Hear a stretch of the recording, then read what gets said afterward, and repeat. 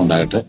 നമ്മളെല്ലാം ദൈനംദിനം അഭിമുഖീകരിക്കുകയും നമ്മൾ ഫേസ് ചെയ്യുന്ന ഒരു കാര്യം തന്നെയാണ് ദൈവഹിതം, ദൈവശബ്ദം കേൾക്കുക എന്നൊക്കെയുള്ള വിഷയങ്ങൾ. കാരണം ഒരു വ്യക്തി ദൈവത്തെ അറിഞ്ഞതിന് ശേഷം ഏറ്റവും കൂടുതൽ അവന്റെ ജീവിതത്തിൽ ആ, അവൻ അന്വേഷിക്കേണ്ടി വരുന്നത്, ഞാൻ ആലോചിച്ചിട്ടത് ദൈവഹിതം തന്നെയാണ്, വേറെ ഒന്നുമല്ല. ഓരോ ദിവസവും ഓരോ കാര്യങ്ങൾക്കും ഓരോ വഴിയിലോട്ട് തിരിയുമ്പോഴും ഓരോ പ്രത്യേക കാര്യങ്ങളിലും വെളിപ്പെടുത്തപ്പെട്ട ദൈവഹിതമുണ്ട്. അതുപോലെ തന്നെ നമ്മുടെ വ്യക്തിപരമായിട്ടും കുടുംബപരമായിട്ടുള്ള കാര്യങ്ങളിൽ, സ്പെസിഫിക് ആയിട്ടുള്ള കാര്യങ്ങളിൽ നമുക്ക് ദൈവഹിതം അറിയേണ്ടതായിട്ടുമുണ്ട്. അതുകൊണ്ട് തന്നെ ദൈവഹിതം അറിയുക, ദൈവശബ്ദം കേൾക്കുക എന്ന് പറയുന്നത് ഒരു വീണ്ടെടുക്കപ്പെട്ട, രക്ഷിക്കപ്പെട്ട ഒരു ദൈവപൈതലിനെ സംബന്ധിച്ചിടത്തോളം വളരെ പ്രാധാന്യമുള്ള ഒരു കാര്യമാണ്. കഴിഞ്ഞ ആഴ്ച നമ്മൾ ഈ സബ്ജക്റ്റ് ആണല്ലോ നമ്മൾ ചിന്തിച്ചത്, ദൈവഹിതം എങ്ങനെ തിരിച്ചറിയുക, അത് എന്തുമാത്രം പ്രാധാന്യമുള്ളതാണ് ഒരു രക്ഷിക്കപ്പെട്ട ദൈവപൈതലിനെ സംബന്ധിച്ചിടത്തോളം.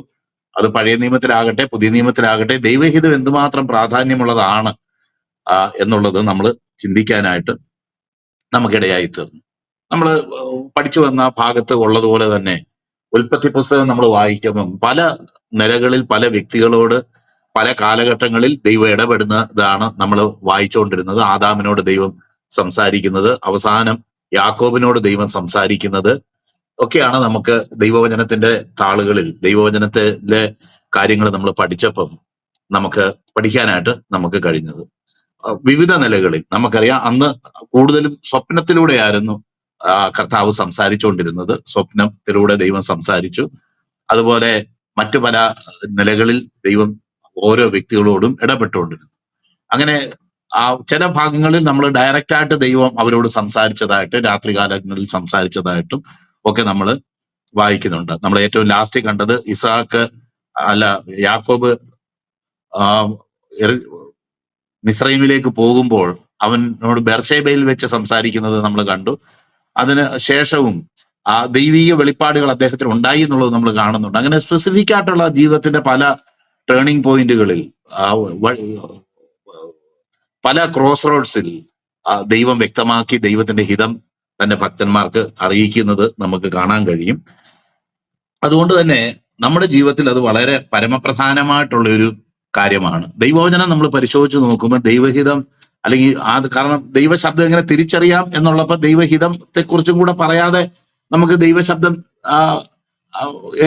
അല്ലെങ്കിൽ അത് ദൈവശബ്ദത്തെ തിരിച്ചറിയുന്നത് എങ്ങനെയാ? അപ്പൊ ദൈവശബ്ദം എന്താണെന്നുള്ളത് നമ്മൾ പറയാതെ ദൈവശബ്ദം തിരിച്ചറിയുന്നതിനെ കുറിച്ച് നമുക്ക് പറയാനായിട്ട് പറ്റത്തില്ലല്ലോ. കാരണം പല ശബ്ദങ്ങളുള്ള കൂട്ടത്തിൽ ഏതാണ് ദൈവശബ്ദം എന്ന് ഡിസ്റ്റിങ്ക്വിഷ് ചെയ്യുന്നതിനെ കുറിച്ച് തിരിച്ചറിയുക എന്ന് പറയുന്നത്. ദൈവമാണ് ഈ സംസാരിക്കുന്നത്. കാരണം ഈ ലോകം മുഴുവൻ ശബ്ദമുഖരിതമായിട്ടുള്ള ഒരു ലോകത്താണ് നമ്മൾ ജീവിക്കുന്നത്. നമുക്കറിയാമല്ലോ എന്തൊക്കെ ശബ്ദങ്ങളാ ഒരു ദിവസം കേൾക്കുന്നത്. അല്ലെങ്കിൽ നമ്മൾ ചിന്തിക്കുന്ന ഒരു കാര്യത്തെക്കുറിച്ച് എന്തെല്ലാം നിലയിലുള്ള ആലോചനകൾ നമുക്ക് വേണം. നമുക്കറിയാമല്ലോ 10 പേരുണ്ടെങ്കിൽ 100 അഭിപ്രായം എന്നൊക്കെ ആ നിലയിലൊക്കെ പറഞ്ഞു കേട്ടിട്ടുള്ളത് പോലെ, അല്ലെങ്കിൽ 2 പേരുണ്ടെങ്കിൽ തന്നെ മതി, വെറൈറ്റീസ് ഓഫ് ഒപ്പീനിയനും ആലോചനകളും ഒക്കെ ഒരു വിഷയത്തെ പറ്റി ഉണ്ടാകും എന്നുള്ള കാര്യത്തിൽ നമുക്ക് ഒക്കെ സ്ഥിരം പരിചയമുള്ള കാര്യമാണ്. ഇങ്ങനെ പല പുറമേ നന്മയെന്ന് തോന്നുന്ന പല തീരുമാനങ്ങൾ അല്ലെങ്കിൽ പല ഓപ്ഷൻസ് നമ്മുടെ മുന്നിൽ നിൽക്കുമ്പോഴാണ് പലപ്പോഴും ദൈവത്തിന്റെ ഹിതം കണ്ടെത്തുന്നത് നമുക്കൊരു ഡിഫിക്കൽറ്റി ആയിട്ട് മാറുന്നത്. അല്ലെങ്കിൽ ആകെ ഒരു ഓപ്ഷനേ ഉള്ളൂ, അതേ ചെയ്യാൻ പറ്റത്തുള്ളൂ. അങ്ങനെയാണെങ്കിൽ പിന്നെ അങ്ങനെ ചെയ്യുക അല്ലാതെ വേറെ നിവർത്തിയില്ലല്ലോ. അത് അങ്ങനെയല്ല. പല കാര്യങ്ങളിലും ഒരു തീരുമാനം എടുക്കുന്നതിന് മുന്നേ എന്തായിരിക്കും ദൈവഹിതം, ദൈവാലോചന എന്താണ് എന്ന് നമുക്ക് ചിന്തിക്കാൻ കഴിയാതെ വണ്ണം നമ്മളെ കൺഫ്യൂസ് ചെയ്യുന്നതായിട്ടുള്ള പല കാര്യങ്ങളുണ്ട്. നമുക്കറിയാം നമ്മുടെ ജീവിതത്തിൽ പല കാര്യങ്ങളിലും ഇതുപോലെ ദൈവഹിതം നമ്മൾ അന്വേഷിക്കുന്നവരാണ്. വിവാഹത്തോടുള്ള ബന്ധത്തിൽ ദൈവഹിതമാണോ അല്ലയോ, അല്ലെങ്കിൽ ഒരു വീട് വെക്കുന്നു ദൈവഹിതമാണോ അല്ലയോ, സ്ഥലം മേടിക്കുന്നു ദൈവഹിതമാണോ അല്ലയോ, ഒരു സ്ഥലത്ത് നിന്ന് വേറെ സ്ഥലത്തേക്ക് പോകുന്നു ദൈവഹിതമാണോ അല്ലയോ, ഇങ്ങനെ നമ്മുടെ പല ജീവിതത്തിന്റെ പ്രധാനപ്പെട്ട പല കാര്യങ്ങളിലും ദൈവഹിതമാണോ അല്ലയോ എന്ന് നമ്മൾ ആരായാറുണ്ട്. പലരും പല കാര്യങ്ങളും ചിന്തിച്ചുറപ്പിച്ചതിന് ശേഷമാണ് അവസാനമാണ് ദൈവഹിതം അന്വേഷിക്കുന്നത് എന്നുള്ള ഒരു ഐറണിയും കൂടെ ആ കൂട്ടത്തിലുണ്ട്. അങ്ങനെ ഒരു വിരോധാഭാസം കൂടെ ആ കൂട്ടത്തിലുണ്ട്. കാരണം ഏകദേശം ദൈവഹിതമാണെങ്കിലും അല്ലെങ്കിലും ഞങ്ങൾ ഇതൊക്കെ ചെയ്യാൻ തീരുമാനിച്ചേക്കുമാണ്, പിന്നെ അവസാനം ഒന്ന് ദൈവഹിതം കൂടെ നോക്കിയേക്കാം എന്നുള്ള ഒരു നിലയിൽ കാര്യങ്ങളെ കാണുന്നതിനെ കുറിച്ചും പരിഹാസ രൂപേണ പല ആൾക്കാരും അതിനെ കുറിച്ച് പറയാറുണ്ടല്ലോ. കാരണം അത്തരം ആൾക്കാർക്ക് മറ്റുള്ള എല്ലാം സെറ്റായി വന്നു കഴിഞ്ഞാൽ അവസാനത്തെ ഒരു കാര്യം കൂടെ ഒന്ന് ഒത്തു പോകേണ്ട ഒരു കാര്യമായിട്ട് മാത്രമേ ദൈവഹിതത്തെ കാണുന്നുള്ളൂ എങ്കിലും പുതിയ നിയമത്തിൽ വളരെ പ്രാധാന്യത്തോടെ പറയപ്പെട്ടിരിക്കുന്ന ഒരു കാര്യമാണ് ദൈവഹിതം അന്വേഷിക്കുക, ദൈവഹിതം കണ്ടെത്തുക എന്നീ കാര്യങ്ങൾ എന്നുള്ളത് നമുക്ക് വളരെ വ്യക്തമായിട്ട് നമുക്കറിയാം. അതുകൊണ്ട് തന്നെ നമ്മൾ നേരത്തെ പറഞ്ഞ പോലെ പല രീതികളിലായിരുന്നു. ഇന്നും നമുക്കറിയാം വീണ്ടെടുക്കപ്പെട്ട ദൈവത്തിന്റെ മക്കളോട് ദൈവത്തിന് ഇടപെടുന്ന ഒരു രീതിയുണ്ട്. കാരണം ദൈവത്തിന്റെ പരിശുദ്ധാത്മാവ് നമ്മളിൽ ഇന്ന് വസിക്കുന്നു. കർത്താവ് നമ്മളോട് വാഗ്ദത്തം ചെയ്തതുപോലെ പരിശുദ്ധാത്മാവ് വരുമ്പോഴോ അവൻ നിങ്ങളെ സകല സത്യത്തിലും വഴി നടത്തും. അപ്പൊ പരിശുദ്ധാത്മാവ് വഴി നടത്തും. പാപത്തെക്കുറിച്ചും നീതിയെക്കുറിച്ചും ന്യായവിധിയെക്കുറിച്ചും ബോധ്യം വരുത്തും. വരുവാനുള്ള കാര്യങ്ങളെ നിങ്ങൾക്ക് അറിയിച്ചു തരും എന്ന് വിവിധ നിലകളിൽ പരിശുദ്ധാത്മാവിന്റെ പ്രവർത്തനങ്ങളെ കുറിച്ച് യോഹന്നാന്റെ സുവിശേഷം 14-ാം അധ്യായം, 15-ാം അധ്യായം, 16-ാം അധ്യായം എന്നീ ഭാഗങ്ങളിലൊക്കെ പരിശുദ്ധാത്മാവ് വരുമ്പോൾ എന്തൊക്കെ ചെയ്യും എന്നുള്ളതിനെ കുറിച്ച് വിവരിച്ചിട്ടുണ്ട്, പറഞ്ഞിട്ടുണ്ട്. അതുകൊണ്ട് തന്നെ നമുക്ക് മനസ്സിലാക്കാനായിട്ട് കഴിയും ദൈവത്തിന്റെ മക്കൾക്ക് അല്ലെങ്കിൽ ദൈവത്തെ അറിയുകയും ദൈവത്തിന്റെ പരിശുദ്ധാത്മാവിനെ പ്രാപിക്കുകയും ചെയ്ത ദൈവത്തിന്റെ മക്കളെ വഴി നടത്താനായിട്ട് ആശ്വാസദായകനായിട്ട് ഒരു കൗൺസിലറായിട്ട് ഒരു ഉപദേശകനായിട്ട് പരിശുദ്ധാത്മാവ് കൂടെ ഉണ്ട്. ദൈവത്തിന്റെ വചനം അവർക്ക് നൽകപ്പെട്ടിട്ടുണ്ട്. വചനം നൽകപ്പെട്ടിട്ടുണ്ട് എന്ന് പറയുമ്പോൾ അതിന്റെ അർത്ഥം എന്താന്ന് വെച്ച് കഴിഞ്ഞാൽ ജനറലായിട്ടുള്ള ദൈവഹിതത്തെക്കുറിച്ചുള്ള എല്ലാ കാഴ്ചപ്പാടുകളും ദൈവത്തിന്റെ വചനത്തിലുണ്ട്. അതിന് പ്രത്യേകിച്ച് പ്രാർത്ഥിക്കുകയോ ഉപവസിക്കുകയോ ചെയ്യേണ്ട കാര്യമില്ല. ഇപ്പൊ ഉദാഹരണം പറഞ്ഞാൽ, ഞാൻ എന്റെ സഹോദരനെ സ്നേഹിക്കണോ? ഞാൻ ഒരു 3 ദിവസം ഉപവസിച്ചിട്ട് പറയാമെന്ന് പറയുന്നത് ഒരു ബോഷ്കായിട്ടേ നമുക്ക് തോന്നത്തുള്ളൂ. കാരണം സഹോദരനെ സ്നേഹിക്കാത്തവനിൽ ജീവനില്ല, അവൻ കുലപാതകനാകുന്നു, അവനിൽ ജീവനില്ല എന്നുള്ളത് ദൈവത്തിന്റെ വചനം എക്സ്പ്ലിസിറ്റ് ആയിട്ട് വളരെ വളരെ മുഖവരെ ഒന്നും കൂടാതെ ഒരു പ്രത്യേകിച്ച് തിരശ്ശീല ഒന്നുമില്ലാതെ നമുക്ക് വെളിപ്പെടുത്തി തരുന്ന സത്യമാണ്. അതുപോലെ മറ്റു പല കാര്യങ്ങളിലും നമുക്ക് നമ്മുടെ ജീവിതത്തിന്റെ കാര്യങ്ങളോടുള്ള ബന്ധത്തിലൊക്കെ ദൈവഹിതത്തെ ഇപ്പൊ കൂട്ടായ്മയ്ക്ക് പോകണമോ വേണ്ടയോ, ഏത് കൂട്ടായ്മയ്ക്ക് എവിടെ പോകണം എന്നുള്ളത് നമ്മൾ ദൈവസന്നിധി പ്രാർത്ഥിച്ച് തീരുമാനിക്കണം.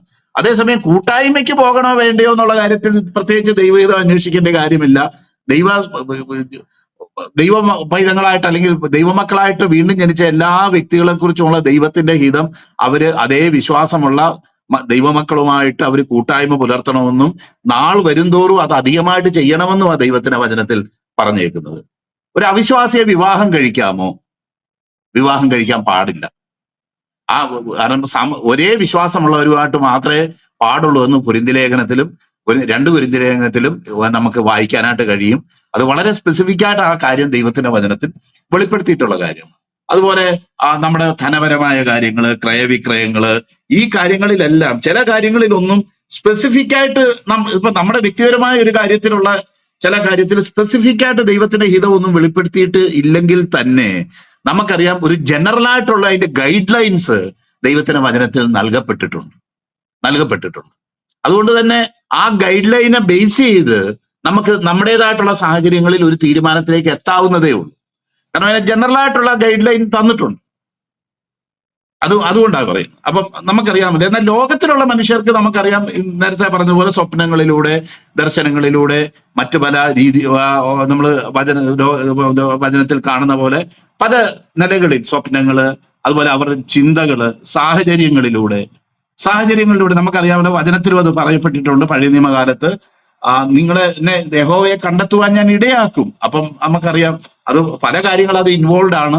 എന്നാൽ സാഹചര്യങ്ങളിലൂടെയും ദൈവത്തെ കണ്ടെത്തുവാനായിട്ടുള്ള ഒരു നിലവാരത്തിലേക്ക് അവരുടെ സാഹചര്യങ്ങളെ മാറ്റിമറിച്ച ദൈവം അങ്ങനെ ചെയ്യും. അപ്പൊ സാഹചര്യങ്ങളെ ദൈവം നിയന്ത്രിക്കുന്നു. ആ സാഹചര്യങ്ങളെ നിയന്ത്രിക്കുന്നതിലൂടെ ദൈവഹിതം കണ്ടെത്താനായിട്ട് ദൈവം നമ്മളെ സഹായിക്കും. അതുപോലെ നമ്മുടെ അടുത്ത് ഉള്ള വ്യക്തികളിലൂടെ, നമ്മുടെ ആത്മീയമായിട്ടുള്ള സ്നേഹിതന്മാരിലൂടെ, പ്രകൃതിയിലൂടെ. നമുക്കറിയാം പ്രകൃതിയിലൂടെ എന്ന് പറയുമ്പോൾ എങ്ങനെയാ ദൈവഹിതം അത് കണ്ടെത്തുന്നത്? റോമർക്കെഴുതിയ ലേഖനം 1-ാം അധ്യായത്തിൽ നമ്മൾ വായിക്കുന്നു, ദൈവത്തെക്കുറിച്ച് അറിയാവുന്നത് അവർക്ക് വെളിപ്പെടുത്തിയല്ലോ. പൗലോസ്ലീഹ 17-ാം അധ്യായം അപ്പോസ്തല പ്രവൃത്തി വായിക്കുമ്പോഴും അത് തന്നെ നമ്മൾ പറയുന്നത് നമുക്ക് കാണാം. ദൈവത്തെ തപ്പി നോക്കി കണ്ടെത്തുവാൻ, അല്ലെങ്കിൽ ഈ ലോകത്തിൽ ഇതിനെ സൃഷ്ടിച്ച ഒരു ദൈവമുണ്ടെന്നും ആ ദൈവം നമ്മളെ സ്നേഹിക്കുന്നെന്നും ആ ദൈവത്തിന് നമ്മുടെ ജീവിതത്തെക്കുറിച്ച് ഒരു പർപ്പസ് ഉണ്ടെന്നും ഒക്കെയുള്ള ജനറൽ ആയിട്ടുള്ള നിലയിലുള്ള ദൈവത്തിന്റെ വെളിപ്പാട് പ്രകൃതിയിലൂടെ തന്നെ ദൈവം വെളിപ്പെടുത്തിയിട്ടുണ്ട്. അങ്ങനെ ദൈവഹിതം തന്റെ സൃഷ്ടിയിലൂടെ ദൈവം വെളിപ്പെടുത്തിയിട്ടുണ്ട്. ഈ വിവിധമായ നിലകളിൽ ദൈവത്തിന്റെ ഹിതം ദൈവം വെളിപ്പെടുത്തിയതിനെ കുറിച്ച് അതുകൊണ്ട് നമുക്ക് ചിന്തിക്കാനായിട്ട് കഴിയും. ആ നേരത്തെ പറഞ്ഞ പോലെ മോർ സ്പെസിഫിക് ആയിട്ട് നമുക്ക് ദൈവവചനത്തിലൂടെയും പരിശുദ്ധാത്മാവിലൂടെയും ഈ കാര്യങ്ങളെ അറിയാനായിട്ട് ഗ്രഹിക്കാനായിട്ട് കഴിയും എന്ന് ഓൾറെഡി പറഞ്ഞല്ലോ. അപ്പം നമുക്കറിയാം ഈ അതില് ആ ഒരു നിലയിൽ നമ്മൾ ചിന്തിക്കുമ്പോഴാണ് നമ്മൾ ഇന്ന് ചിന്തിച്ചതുപോലെ പരിശുദ്ധാത്മാവിന്റെ സ്വരം എങ്ങനെ കേൾക്കാം, അല്ലെങ്കിൽ ദൈവഹിതം എങ്ങനെ തിരിച്ചറിയാം എന്ന് പറയുമ്പം നമുക്കറിയാം, നമ്മളിപ്പോ ഒരു കുടുംബത്തിൽ, ഒരു കൂട്ടുകുടുംബത്തിൽ, അല്ലെങ്കിൽ നമ്മുടെ ബന്ധുമിത്രാദികളോടൊക്കെ ചേർന്ന് ജീവിക്കുന്ന ഒരു വ്യക്തിയാണെങ്കിൽ നമുക്ക് എന്തെങ്കിലും ഒരു ജോലിയോ നമുക്ക് എന്തെങ്കിലും ഒരു കാര്യമോ നമ്മൾ എങ്ങോട്ടെങ്കിലും പോകണമെങ്കിലോ, അല്ലെങ്കിൽ നമുക്കറിയാലോ ഒരു ചെറുക്കനൊരു അല്ലെങ്കിൽ പെൺകൊച്ചിനൊരു കല്യാണം ആലോചിക്കണമെങ്കിൽ തന്നെ സാധാരണ എല്ലാവരെയും വിളിച്ച് അമ്മാച്ചന്മാരെ വിളിക്കണം, ഉപ്പാപ്പന്മാരെ വിളിക്കണം, അത് കുടുംബത്തിലുള്ള പ്രധാനപ്പെട്ട ആൾക്കാരെ ഒക്കെ വിളിച്ച് എല്ലാരെയും കൂടെ ചേർത്തിട്ടാണല്ലോ പലപ്പോഴും ഈ തീരുമാനങ്ങളൊക്കെ എടുക്കുന്നത് എന്നുള്ളത് നമുക്കറിയാം. അപ്പം ഇവരുടെയൊക്കെ കാര്യം, അവർക്കൊക്കെ പറയാനുള്ള കാര്യങ്ങൾക്ക് അതിനൊരു പ്രാധാന്യമുണ്ട് അവരൊക്കെ പറയുന്ന കാര്യങ്ങൾ. അപ്പൊ നമ്മൾ പലപ്പോഴും പല ഹിതത്താൽ നമ്മൾ ബന്ധിക്കപ്പെട്ടവരാണെന്ന് വേണേ പറയാം. എങ്ങനെയാ? ദൈവത്തിന് നമ്മളെക്കുറിച്ചൊരു ഹിതമുണ്ട്. ദൈവം നന്നായിട്ട് നമ്മുടെ ജീവിതത്തിൽ ദൈവത്തിന്റെ പെർഫെക്റ്റ് വില്ല്, നമ്മൾ കഴിഞ്ഞ ദിവസം പെർഫെക്റ്റ് വില്ല്, പെർമസീവ് വില്ല് എന്നൊക്കെയുള്ള കാര്യങ്ങളെ കുറിച്ച് നമ്മൾ ചിന്തിച്ചുകൊണ്ടിരുന്നു. അപ്പൊ ദൈവത്തിന്റെ പെർഫെക്റ്റ് വില്ലിൽ നമ്മൾ ജീവിക്കണം എന്നാണ് ദൈവം ആഗ്രഹിക്കുന്നത്. എന്ന് മാത്രമല്ല, ആ ദൈവത്തിന്റെ പെർഫെക്റ്റ് വില്ല് അറിയത്തക്കവണ്ണം മനസ്സ് രൂപാന്തരപ്പെട്ടവരായിട്ട് തീരണം എന്നും കൂടെ കഴിഞ്ഞ ആഴ്ച നമ്മൾ ചിന്തിച്ച ഒരു കാര്യമാണ്. മനസ്സ് രൂപാന്തരപ്പെട്ടവരായിട്ട്. കാരണം രൂപാന്തരപ്പെടാത്ത മനസ്സ് വെച്ചിട്ട് ദൈവഹിതം തിരിച്ചറിയാൻ നമുക്ക് കഴിയത്തില്ല. അതതിന്റെ കാര്യം. നമ്മുടെ ഈ ജഡമനസ്സ് വെച്ചുകൊണ്ട് ഒരിക്കലും ദൈവഹിതം തിരിച്ചറിയാൻ നമുക്ക് സാധിക്കയില്ല. അതുകൊണ്ട് തന്നെ രൂപാന്തരപ്പെട്ട മനസ്സിന്റെ അടിസ്ഥാനത്തിലോ അല്ലെങ്കിൽ ദൈവവചനത്തിന്റെ പ്രിൻസിപ്പിൾസിന്റെ ബേസിലോ ആ ക്രൂശിന്റെ നിഴലിലാണോ നമ്മൾ, അല്ലെങ്കിൽ ആ ക്രൂശിന്റെ കാഴ്ചപ്പാടിലൂടെയാണോ നമ്മൾ കാര്യങ്ങളെ വിലയിരുത്തുന്നതെന്ന് ഈ ഓരോ കാര്യത്തിലും നമ്മൾ പരിശോധിക്കേണ്ടതാണ്. ഇപ്പം ഞാൻ ഓർക്കുന്നുണ്ട്, പെട്ടെന്ന് എൻ്റെ ഓർമ്മയിലേക്ക് വരുമ്പം ഉണ്ടാകുന്ന ഒരു സംഗതിയാണ്. പെട്ടെന്ന് ഞങ്ങളുടെ അടുത്തൊരു സഭയിൽ ഒരു കപ്പിള് അവര് അവിശ്വസ്തത കാണിച്ച ആ സഹോദരി ഒരു അവിശ്വസ്തത കാണിക്കാനിടയായി തീർന്നു. അപ്പൊ ഞാൻ നാട്ടിലൊക്കെ വലിയൊരു പ്രശ്നമായിട്ട് അത് തീർന്നു. ഇങ്ങനെയാണോ ബന്ധുക്കോസുകാർ ചെയ്യുന്നത്, അങ്ങനെയൊക്കെ പറഞ്ഞ വലിയൊരു പ്രശ്നമായിട്ട് തീർന്നു. അങ്ങനെ കുറച്ചു ദിവസം കഴിഞ്ഞപ്പോൾ സഹോദരി ഇങ്ങ് തിരിച്ചു വന്നു. സഹോദരി പോയിട്ട് സഹോദരി തിരിച്ചു വന്നു. തിരിച്ചു വന്നു കഴിഞ്ഞപ്പം ലോക മനുഷ്യരെക്കാളും കൂടുതൽ ഈ സഹോദരിയോട് എതിർക്കുകയും അവരെ ഉടനെ സഭയിൽ നിന്ന് പുറത്താക്കണമെന്നും അവരുടെ മേൽ ഉടനെ നടപടിയെടുക്കണമെന്നും അവരെ ഇനി നമ്മുടെ ഇതിന്റെ ഭാഗമേ അല്ല എന്നൊക്കെ പറയാൻ ആദ്യം നിന്ന ആൾക്കാര് ദൈവമക്കളും പാസ്റ്റർമാരുമാണ്. അപ്പൊ അങ്ങനെ ആ മീറ്റിങ്ങിൽ ഞാനും ആ കൂട്ടത്തിൽ ഇരിപ്പുണ്ടായിരുന്നു. ഞാൻ ചോദിച്ചത്, നമ്മൾ ഏത് മനസ്സ് വെച്ചിട്ടാ ഈ പറയുന്നത്? തെറ്റ് ചെയ്ത ഒരു വ്യക്തി തെറ്റ് ചെയ്ത്, ശരി, തെറ്റ് ചെയ്തത് മോശം തന്നെയാണ്. ദൈവനാമത്തിന് അപമാനം ഉണ്ടാക്കി, ദൈവനാമത്തിന് അത് ദേശത്തൊരു സാക്ഷ്യമില്ലാതാക്കി. എന്നാലും അതിനേക്കാളും വലിയൊരു സാക്ഷ്യമാണ് നമുക്കുണ്ടാവേണ്ടത്.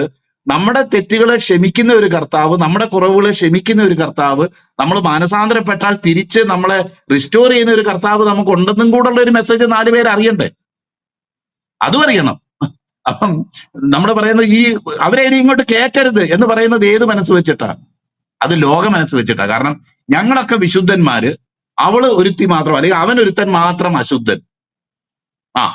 അവനെ ഇനി ഞങ്ങളുടെ കൂടെ ഇരിക്കാൻ സമ്മതിക്കത്തില്ല. അപ്പൊ നമ്മൾ സൗകര്യപൂർവ്വം മറക്കുന്ന ഒരു കാര്യമുണ്ട്, നമ്മൾ രക്ഷിക്കപ്പെട്ട പാപികളാണെന്നുള്ള സത്യം നമ്മൾ മറന്നു പോകുന്നു. എന്ന് വെച്ച് മാനസാന്തരപ്പെടാത്ത ഒരു അനുഭവത്തെ കുറിച്ചല്ല ഞാൻ പറയുന്നത്, ഒരു ഉദാഹരണം പറഞ്ഞെന്ന് മാത്രമേ ഉള്ളൂ. അപ്പൊ ഈ ലോക മനസ്സ് വെച്ച് ചിന്തിക്കുമ്പോൾ ഈ ലോകര് പറയുന്ന പോലെ നമുക്ക് ചിന്തിക്കാനും പറയാനും കഴിയത്തുള്ളൂ. അതാ ഉദ്ദേശിച്ചത്. ഉദാഹരണത്തെ മാത്രം കയറി പിടിക്കണ്ട, അത് ഒരു ഉദാഹരണം ഞാൻ പറഞ്ഞത് മാത്രമേ ഉള്ളൂ. അതുപോലെ തന്നെ നമ്മുടെ കൊടുക്കൽ വാങ്ങലുകൾ, പല കാര്യങ്ങളിലും ഈ ലോക മനസ്സ് നിഴലിക്കും. അപ്പൊ ഈ രൂപാന്തരപ്പെട്ട മനസ്സിൽ മാത്രമേ നമുക്ക് ദൈവഹിതം അത് സത്യമാണെന്നും അതാണ് വേണ്ടതെന്നും ഒക്കെ അപ്രൂവ് ചെയ്യാൻ കഴിയത്തുള്ളൂ.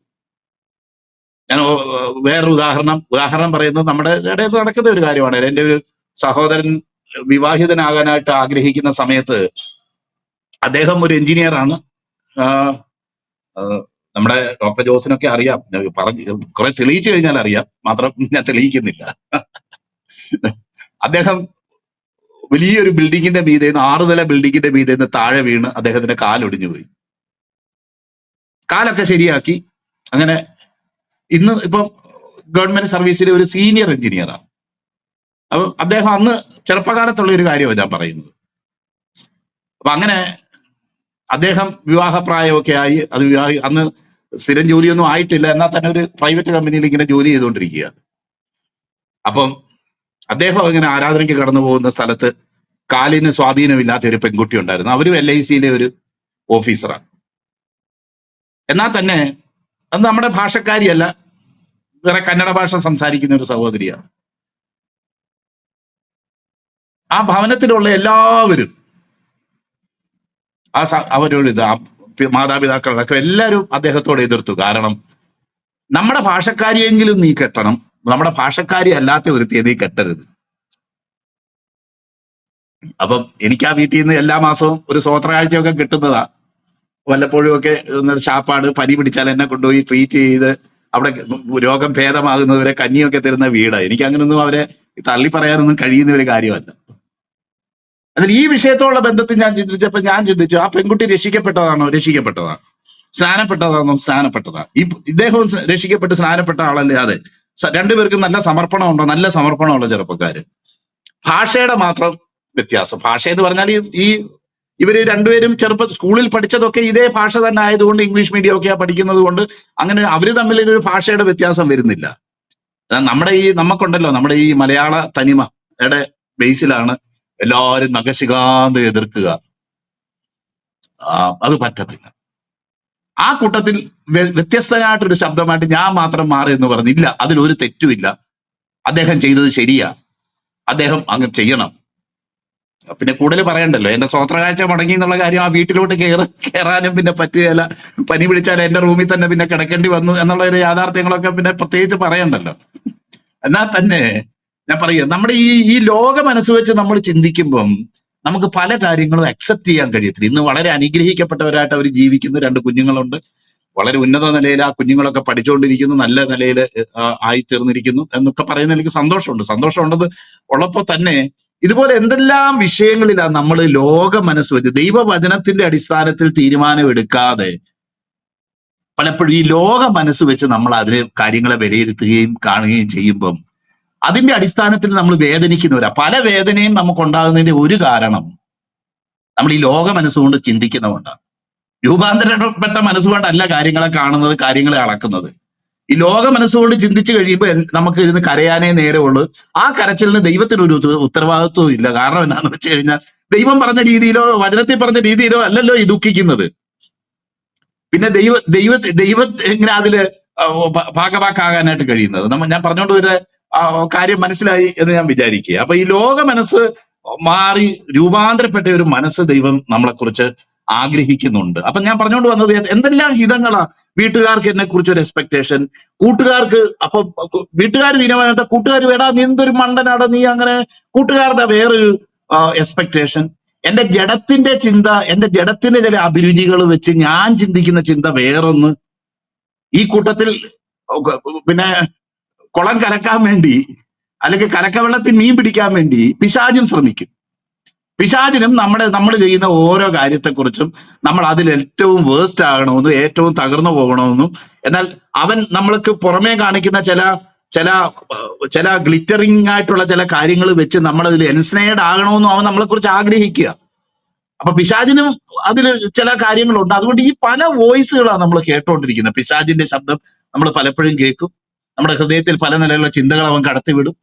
നമ്മുടെ അഭ്യുദയകാംക്ഷികളും നമ്മളെ സ്നേഹിക്കുന്നവരുമായിട്ടുള്ളവരുടെ ഹിതമുണ്ട്. നമ്മുടെ തന്നെ സ്വന്തം ജഡത്തിന്റെ ചില ആലോചനകളുണ്ട്. ഇത്രയെല്ലാം സൗണ്ടുകൾ കേൾക്കുന്നതിന്റെ ഇടയ്ക്കാണ് നമ്മൾ ദൈവശബ്ദവും കേൾക്കുന്നത്. ഇതൊക്കെ എല്ലാവർക്കും കോമണാ. പറയുന്ന എനിക്കും കേൾക്കുന്ന എല്ലാവർക്കും ഇത് കോമൺ ആയിട്ട് അനുഭവിക്കുന്ന ഒരു കാര്യമാണ്. ഇത്രയെല്ലാം ശബ്ദം കേൾക്കുന്നതിന്റെ ഇടയ്ക്കായി ഈ ദൈവശബ്ദം എങ്ങനെ തിരിച്ചറിയാം?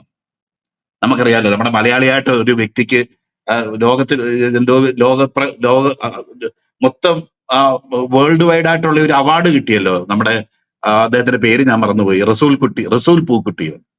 കാരണം ബോംബെയിലെ വലിയൊരു ശബ്ദമുഖരിതമായ ഒരു തെരുവിലൊക്കെ വെച്ചിട്ട് ഈ ഒരു ശബ്ദം മാത്രം അതിനെ പിടിച്ചെടുത്ത് അങ്ങനെ എന്തോ ഒരു കാര്യമാണ്, എനിക്കത് കൃത്യമായിട്ട് അറിയത്തില്ല.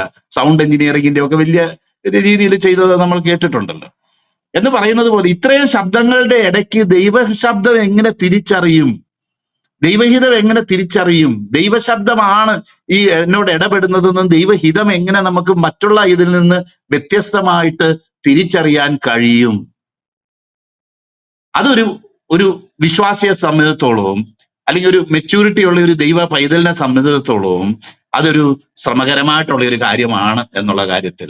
ശ്രമകരം എന്ന് പറയുന്നത് കൃപയാല ഇതൊക്കെ നൽകുന്നത്, നമ്മൾ ശ്രമിച്ചിട്ടൊന്നും അല്ല. എന്നാൽ തന്നെ അത് കണ്ടെത്തുന്നത് വരെ ഒരു കൺഫ്യൂഷന്റെ സമയമാണ്.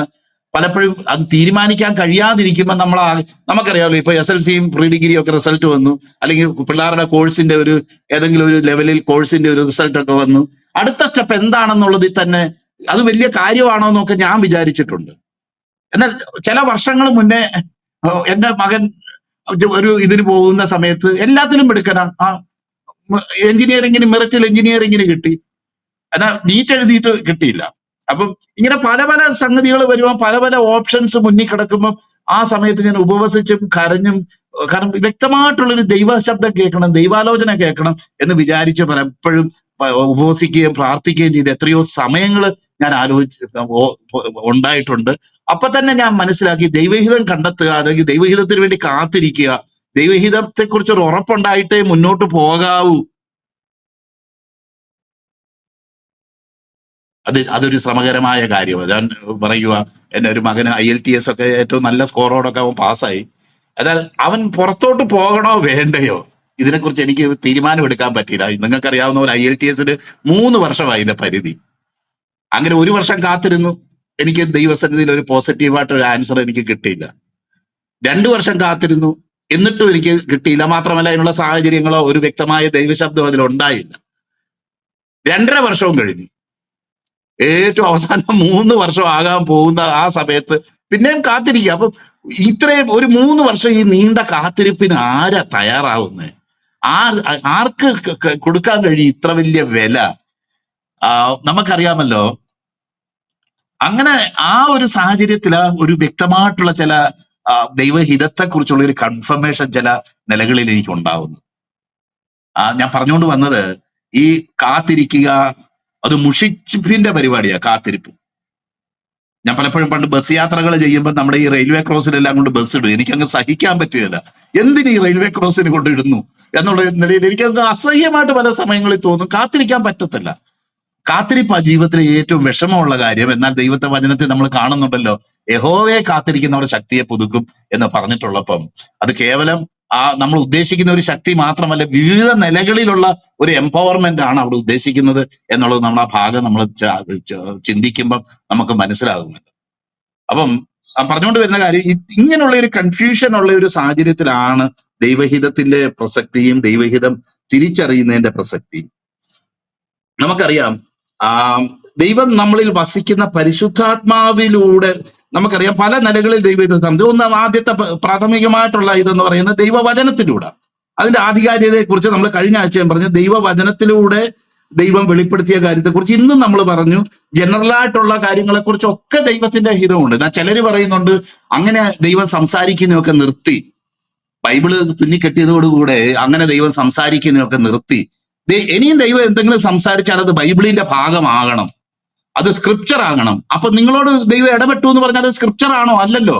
അപ്പൊ നിങ്ങളോട് സംസാരിക്കുന്നത് ദൈവമൊന്നും അല്ല, ദൈവഹിതവും അല്ല, അല്ലെങ്കിൽ അത് ഒക്കെ പൈശാചികമായ സൗണ്ട് ആണെന്ന് ആർഗ്യൂ ചെയ്യുന്ന ഒത്തിരി പേരുണ്ട്. ഇപ്പൊ തൊട്ടു മുന്നേ ഞാനൊരു ലോകപ്രശസ്തനായ ഒരു വ്യക്തിയുടെ വാക്കുകൾ കേട്ടോണ്ടിരിക്കുകയാണ്. ഞാനത് നിർത്തി. കാരണം ഒരു ഒട്ടും അടിസ്ഥാനമില്ലാതെ ഇതൊക്കെ നിന്നുപോയി, ദൈവം ഇനിയും വ്യക്തിപരമായിട്ട് സംസാരിക്കത്തില്ല, പരിശുദ്ധാത്മാവിന്റെ സ്വരം കേൾക്കാൻ കഴിയത്തില്ല എന്ന് പറയുന്ന സെസേഷനിസ്റ്റ് എന്ന് പറയുന്ന ആ ഒരു ഗ്രൂപ്പ് ഓഫ് ആൾക്കാരുടെ ആർഗ്യുമെന്റ്സ് പോകുന്നത് അങ്ങനെയൊക്കെയാണ്. ഇതൊക്കെ നിന്നു കഴിഞ്ഞു, ഇനി അത് ഉണ്ടാകത്തേ ഇല്ല. ഉണ്ടാകുകയാണെങ്കിൽ ഉടനെ അത് ദൈവവചനത്തിന്റെ ഭാഗമാകണം. എന്തർത്ഥത്തിലാണ് ഈ പറയുന്നത്?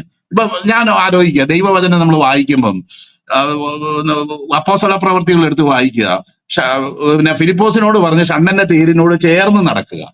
അതെന്തോ ദൈവവചനത്തിന്റെ ഭാഗമായിട്ട് ആ വിവരണത്തിൽ നമുക്ക് അവിടെ കാണാം. എന്നാലും അതുപോലെ ഒരു സാഹചര്യത്തിൽ ദൈവം നമ്മളോട് ഇപ്പൊ സംസാരിക്കുക, ഷണ്ണനോട് സംസാരിച്ചതുപോലെ, അല്ലെങ്കിൽ ഫിലിപ്പോസിനോട് സംസാരിച്ച പോലെ സംസാരിക്കേണ്ട ഒരു സാഹചര്യം.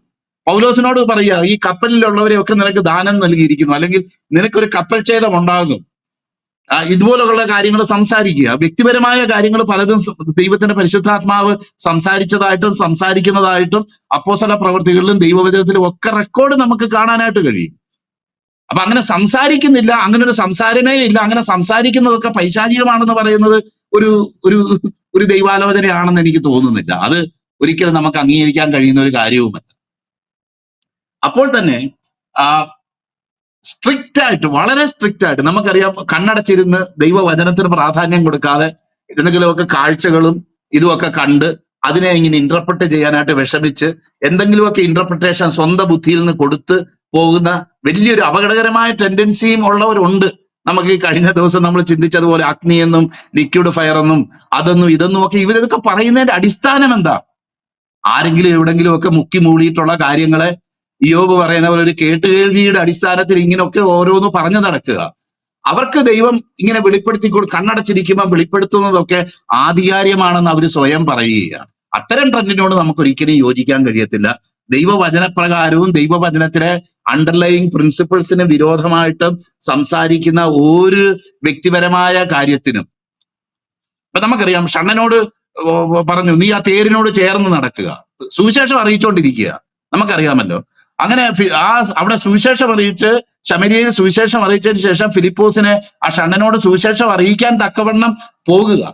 അവിടെ ചെന്നപ്പോ കൃത്യമായിട്ട് തക്ക സമയത്തെ വാക്ക് പൊൻതാളത്തിൽ നാരങ്ങാന്ന് നമ്മൾ വായിക്കുന്ന പറയുന്ന പോലെ ആ കടന്നു ചെന്നപ്പോ യെശയ്യാ പ്രവാചകന്റെ ആ 53-ാം അധ്യായം വായിച്ചുകൊണ്ടിരിക്കുക. നോക്കണേ, ദൈവത്തിന്റെ ആ നടത്തിപ്പിന്റെ ഒരു രീതി നോക്കണം.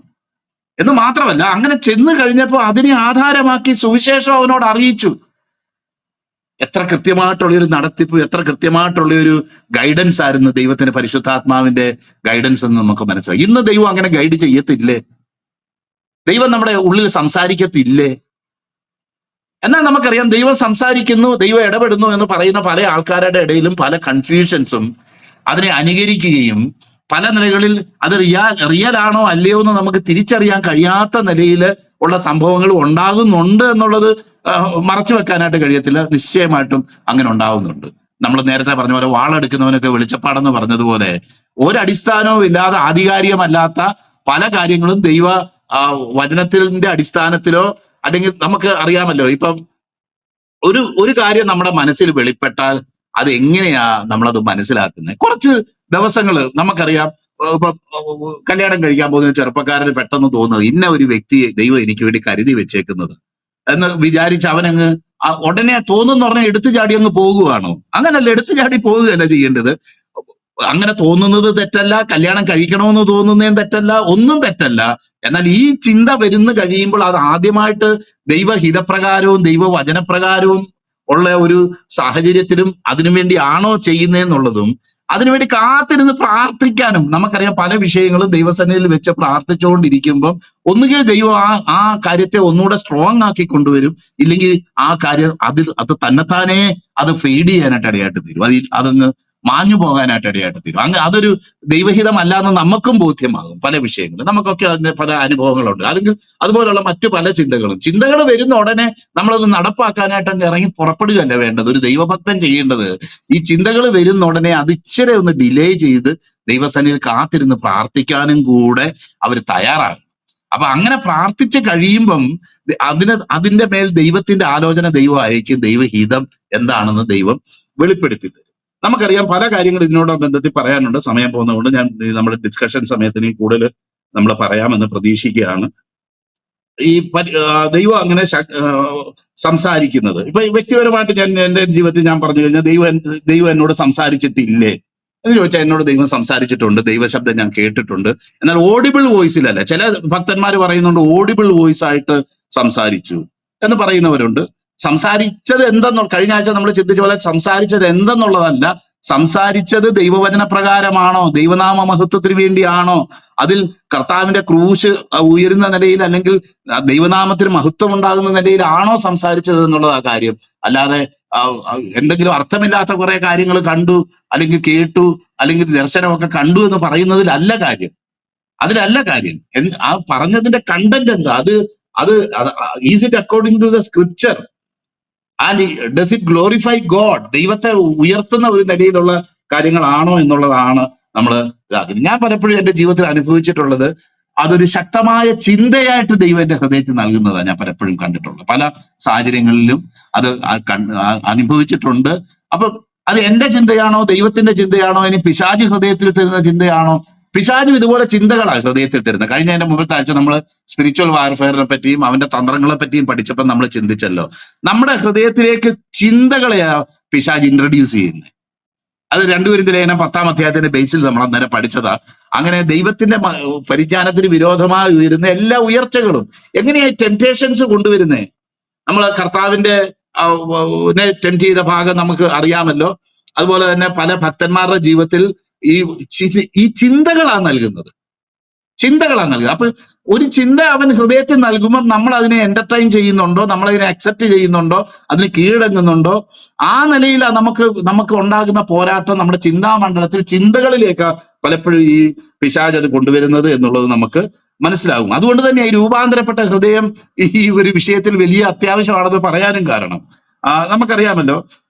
ഞാൻ 1-2 ഉദാഹരണങ്ങൾ വിവരിക്കുന്നില്ല. ദാവീദിനോട് പിശാച് സംസാരിച്ചത് സ്വയമാണോ സംസാരിക്കുന്നത്, പരിശുദ്ധാത്മാവാണോ പിശാചാണോ എന്നുള്ളത് നമുക്ക് തിരിച്ചറിയാൻ കഴിയാതെ ഉണ്ടാകും. അത്രയേ അധികം ദൈവത്തിന്റെ, നമുക്കറിയാമല്ലോ, ദൈവവചനത്തിന്റെ ഭാഗമായിട്ട് തന്നെ തീരുന്ന അനേക സ്വർണ്ണ ഗീതങ്ങള്, പല പല ഗാനങ്ങൾ രചിച്ച ഒരു വ്യക്തിയായിരുന്നു ദാവീദ് എന്ന് നമുക്കറിയാം. എന്നാൽ 2 ശമൂവേല് 24-ാം അധ്യായം 1-ാം വാക്യവും 1 ദിനവൃത്താന്തം 21-ാം അധ്യായം 1-ാം വാക്യവും നമ്മൾ വായിക്കുമ്പോൾ അവിടെ കാണുന്നുണ്ട്, ദാവീദ് ഇസ്രയേലിന് വിരോധമായിട്ട് അതിന് ആൾക്കാരെ എണ്ണാൻ വേണ്ടി ദാവീദിന്റെ ഹൃദയത്തിൽ തോന്നിച്ചു.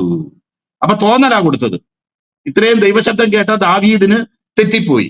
നമുക്കറിയാമല്ലോ, നമുക്കൊക്കെ എത്ര ക്രൂശ് വരെ താഴ്ത്തി സമർപ്പിച്ചാലും ആരെങ്കിലും ഒരാൾ അതിന് ശേഷം പറയുക, ബ്രദർ എന്ന് പറഞ്ഞത് നല്ല മെസ്സേജ് ആയിരുന്നോ, കേൾക്കുമ്പോ ഒരു സുഖമുണ്ട്, ഇല്ലെന്നൊന്നും പറയുന്നില്ല. എത്ര ക്രൂശിതനായെങ്കിലും ഒന്ന് ഒരു സന്തോഷം, ബ്രദർ എങ്ങനെയൊക്കെ പറഞ്ഞല്ലോ, സ്വോത്രം.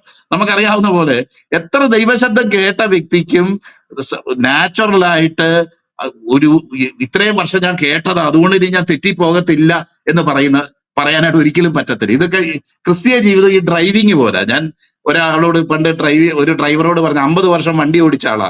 അപ്പൊ ഇപ്പൊ എല്ലാം അതെങ്ങനാ, നിങ്ങൾ വണ്ടി എടുത്ത് ഇറങ്ങുന്ന ഒരു ദിവസം മാത്രം ലൈസൻസ് കിട്ടിയിട്ട് ആയ നിങ്ങളും 50 വർഷം ഓടിച്ച ഞാനും ഇറങ്ങുമ്പോൾ ഒരുപോലെ ചലഞ്ചസ്.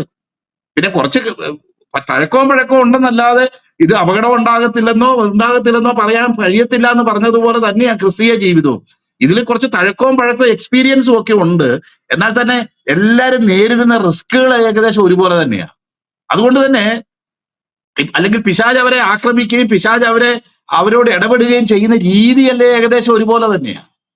പിന്നെ അതിന്റെ പ്രായം അനുസരിച്ചും അവരുടെ ഇതനുസരിച്ചും വ്യക്തിത്വം അനുസരിച്ചും ഒക്കെ വ്യത്യാസങ്ങൾ ഉണ്ടാകാം. ഞാൻ പറഞ്ഞുകൊണ്ട് വരുന്ന കാര്യം, ദൈവത്തിൽ ആശ്രയിക്കേണ്ടതിന്റെ ആവശ്യകത എന്തുമാത്രമാണ്. അപ്പം ദാവീദ് തെറ്റിപ്പോയ ഒരു കാര്യം നമ്മൾ കാണുന്നുണ്ട്. പുതിയ നിയമത്തിൽ നമ്മൾ വരുമ്പം പത്രോസ്ലീഹായ ഡയറക്റ്റ് സാത്താനെ എന്നെ വിട്ടു പോ, കാരണം നിനക്ക് അങ്ങനെ ഒരിക്കലും സംഭവിക്കരുതേ എന്ന് പറഞ്ഞ കാര്യം. മത്തായി നമ്മൾ യൂദാസിന്റെ കാര്യമാണ് വായിക്കുന്നത്. അവന്റെ ഹൃദയത്തിൽ തോന്നിച്ചിരുന്നു. യോഹന്നാന്റെ സുവിശേഷം 13-ാം അധ്യായം 2-ാം വാക്യം. അതുപോലെ മത്തായി 25-ന്റെ 15-16, 26-ന്റെ മത്തായി 26-ന്റെ 15-16, ലൂക്കോസ് 23-ന്റെ 22-ന്റെ 3, യോഹന്നാൻ 3-ന്റെ 27, 13-ന്റെ 2, 13-ന്റെ 27, 13-ന്റെ 2 ഞാൻ ഉദ്ദേശിച്ചു. അവന്റെ ഹൃദയത്തിൽ കാണിച്ചു കൊടുക്കാൻ തോന്നിച്ചിരുന്നു. അപ്പൊ അത് അവന്റെ ഹൃദയത്തിൽ കോൺസ്റ്റന്റ് ആയിട്ട് തോന്നിച്ചോണ്ടിരുന്നു. അപ്പക്കണ്ടം വാങ്ങിയ ഉടനെ സാത്താൻ അവനിൽ കടന്നു. ഇതൊക്കെ പിന്നെയും വിവരിക്കേണ്ട വിഷയങ്ങൾ, പല കാര്യങ്ങൾ അതിനുള്ളിലുണ്ട്. ഞാൻ അതിലേക്ക് ഇന്ന് പോകുന്നില്ല. കർത്താവിന്റെ ടെംപ്റ്റേഷൻസും നമ്മൾ ഇതിനോടുള്ള ബന്ധത്തിൽ നമ്മൾ കാണേണ്ടതാണ്. എത്ര വ്യക്തമായിട്ട് ആ ദൈവവചനം കോട്ട് ചെയ്തുകൊണ്ട് തന്നെ കർത്താവിനെ പിശാച് നേരിട്ടതും നമുക്കറിയാം. നേരിട്ട രീതി നമുക്കറിയാം. നീ ദൈവപുത്രൻ എങ്കിൽ പ്രിയപ്പെട്ടവരെ, ദൈവം നമ്മളോട് ഇടപെടുമ്പോൾ, ദൈവം നമ്മളോട് സംസാരിക്കുമ്പോൾ നമ്മൾ ക്രിസ്തുവിൽ ആരാണെന്നുള്ളത് നമ്മളെ ഓർപ്പിച്ചിട്ടാ പലപ്പോഴും ദൈവം നമ്മളോട് സംസാരിക്കുന്നത്. അല്ലാതെ ദൈവം ഒരിക്കലും എടാ നീ രക്ഷിക്കപ്പെട്ടെങ്കിൽ, നീ സ്നാനപ്പെട്ടതെങ്കിൽ എന്ന് പിശാചിന് അല്ലെങ്കിൽ ദൈവത്തിന് എങ്ങനെ സംസാരിക്കാൻ പറ്റുമോ?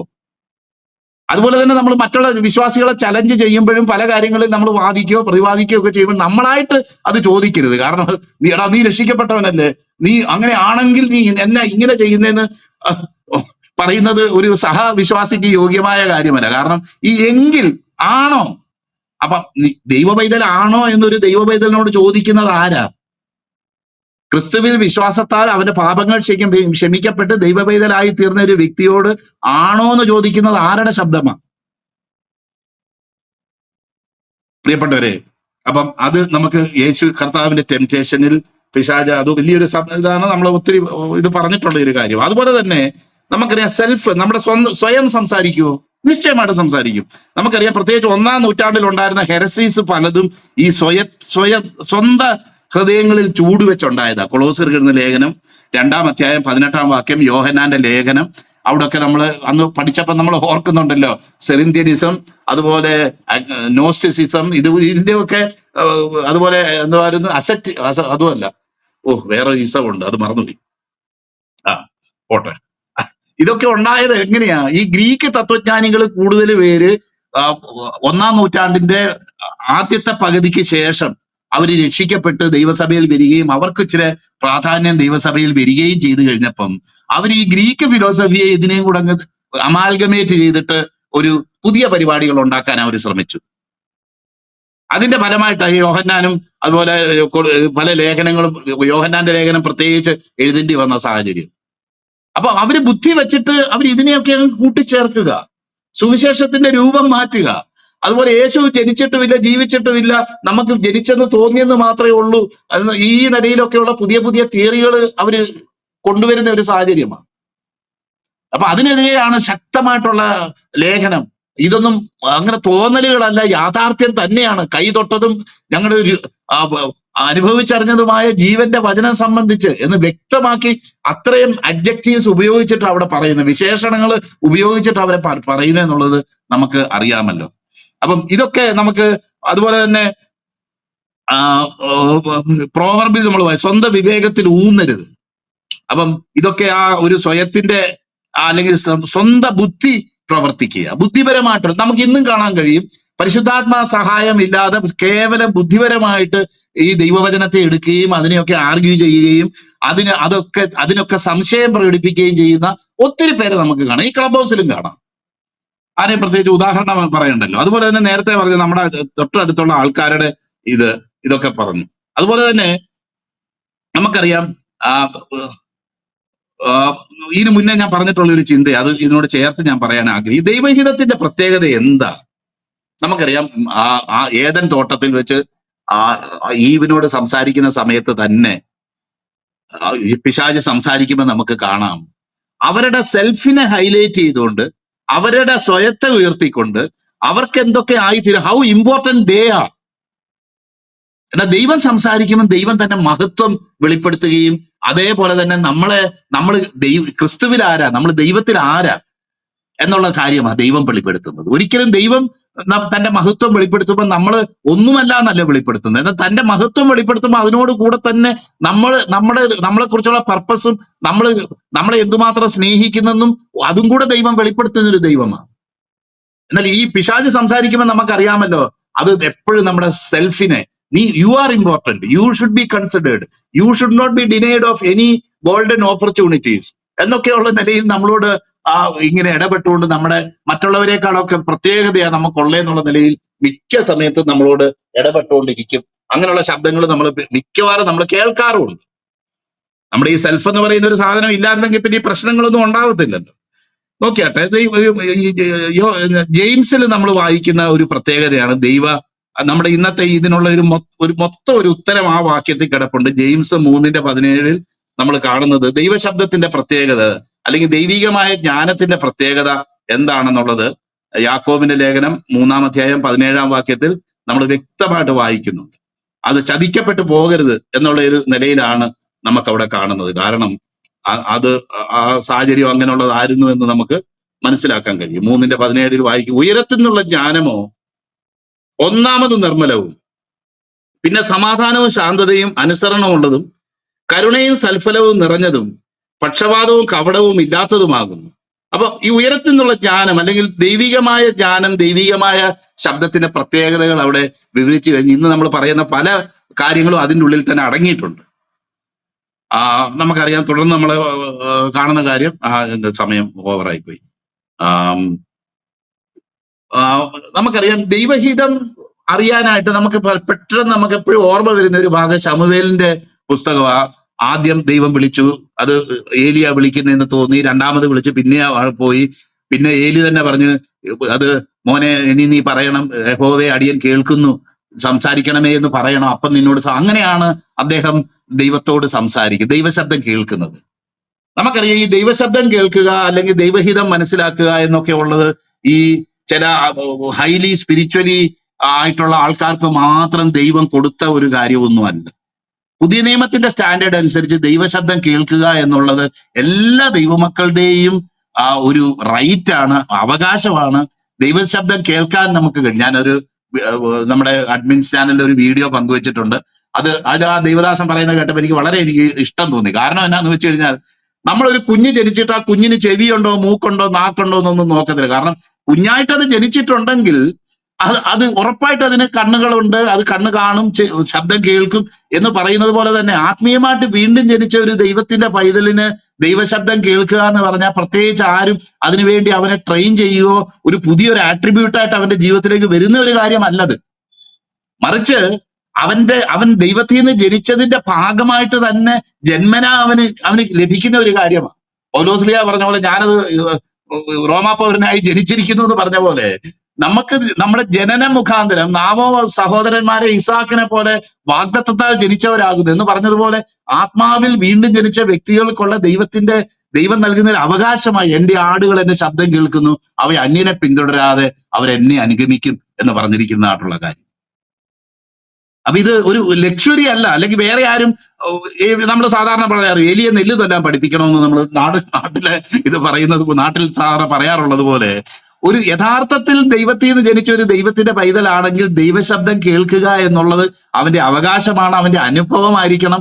അല്ലാതെ ദൈവശബ്ദം കേൾക്കുക എന്നുള്ളത് മൊത്തക്കച്ചവടമായിട്ട് വേറെ ആർക്കെങ്കിലും കൊടുത്തിട്ട് അത് റീറ്റെയിൽ ആയിട്ട് അത് നമ്മൾ അവരിൽ നിന്ന് പ്രാപിച്ചോണം എന്നുള്ള അർത്ഥത്തിൽ പുതിയ നിയമ സമയത്ത് അതില്ല എന്ന് വെച്ചിട്ട് അങ്ങനെ ആരെങ്കിലും പറയത്തില്ല എന്നുള്ളതല്ല. ദൈവഹിതം, ദൈവശബ്ദം കേൾക്കുക, ദൈവശബ്ദം തിരിച്ചറിയുക എന്നുള്ളത് നമ്മൾ അത് നമ്മളിലുള്ള ഒരു കാര്യം തന്നെ, ദൈവം നൽകിയിരിക്കുന്ന കൃപാവരമാണ്. അത് മാത്രം നമുക്കറിയാമല്ലോ, ഈ ദൈവശബ്ദം കേൾക്കുക എന്ന് പറയുമ്പോഴും ദൈവശബ്ദമാണ് എന്നോട് സംസാരിക്കുന്നത് തിരിച്ചറിയുന്ന ഒരു അനുഭവം.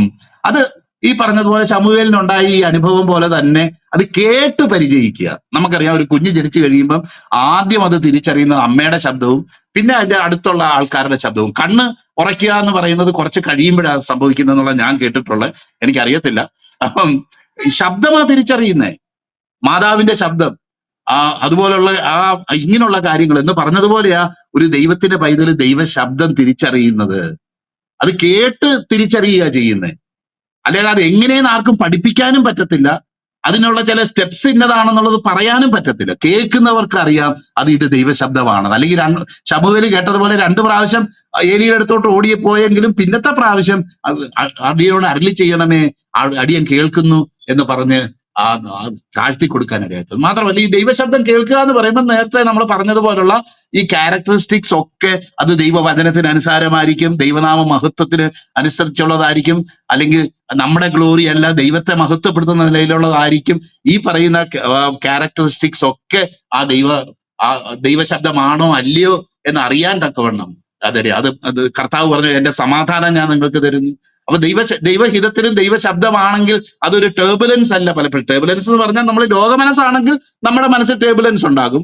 അതേസമയം ഡിഫിക്കൽട്ട് ആയിട്ടുള്ള ഒരു ദൈവശബ്ദമാണെങ്കിൽ പോലും, അല്ലെങ്കിൽ നമുക്ക് അനുസരിക്കാൻ പാടുള്ളതാണെങ്കിലും, നമ്മുടെ ഹൃദയത്തിന്റെ ഉള്ളിൽ സകല ബുദ്ധിയെയും കവിയുന്ന ദൈവസമാധാനം നമ്മുടെ ഹൃദയങ്ങളെയും നിലവുകളെയും കാക്കുന്ന ഒരു അനുഭവം ഈ ദൈവശബ്ദത്തിന് ഉണ്ടാകും എന്ന് പറയാനായിട്ട് ആഗ്രഹിക്കുക. ഇങ്ങനെ പല കാര്യങ്ങൾ ഞാൻ പറയാനായിട്ട് എഴുതിയൊക്കെ വെച്ചിട്ടുണ്ട്.